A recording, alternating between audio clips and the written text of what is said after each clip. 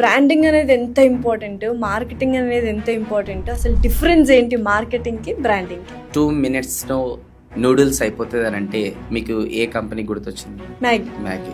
Okay, డబ్బులు ఎవరికి ఊరికే రావంటే ఏ కంపెనీ గుర్తొచ్చింది? లలిత జ్యువెలర్స్. రైట్. సో ఇప్పుడు నేను చెప్పింది జస్ట్ ఒక మెసేజ్. ఆ మెసేజ్ ద్వారా మీకు ఆ కంపెనీలు అనేది గుర్తొచ్చేసినాయి కదా. Message is nothing but branding. దాన్ని జనాల లోపలికి తీసుకెళ్లేది మార్కెటింగ్. 10 మంది 10 రకాలుగా మాట్లాడితే అది బ్రాండ్ కాదు. 10 మంది కలిసి ఒకటే చెప్తున్నారు అనుకోండి, అది బ్రాండ్. అసలు బిజినెస్ అంటే ఏంటి అనేది చాలా మందికి తెలియదు.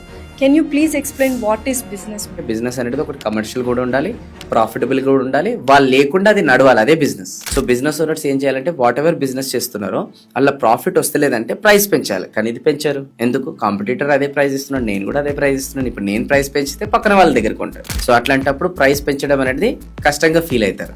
సో దానికి సొల్యూషన్ ఏంటంటే పీపుల్ వోంట్ బై ప్రోడక్ట్. జనాలు వాచ్ కొనరు, జనాలు డ్రెస్ కొనరు, జనాలు బ్రాండ్ కొంటారు. సో నెట్వర్క్ ఇస్ నెట్వర్క్ అని చాలా సందర్భాల్లో చాలా మంది మీలాంటి వాళ్ళు చెప్పారు, అండ్ బిజినెస్ చేస్తున్న వాళ్ళు కూడా చెప్తున్నారు. సో ఆ ఇంపార్టెన్స్ ఏంటి? ఆ నెట్వర్క్ బిల్డ్ చేసుకోవడం వల్ల what will we gain? Bill gates ఏమంటాడంటే నీలాగా ఆలోచించే వాళ్ళు నీ కింద 5 మంది ఉంటే నువ్వు ఒక 10 ఇంతలు ప్రోగ్రెస్ అవుతావు అంటాడు. సో బిజినెస్ ఓనర్ ఏం చేయాలి? నీలాగా ఆలోచించే వాళ్ళు ఒక 5 మంది నువ్వు ఎత్తుకడమే నీ జాబ్. That is network. బిజీగా ఉండడం బిజినెస్ కాదు, బిజీ నుంచి ఫ్రీ అవ్వడం బిజినెస్. సో దానిపైన వర్క్ చేయాలి.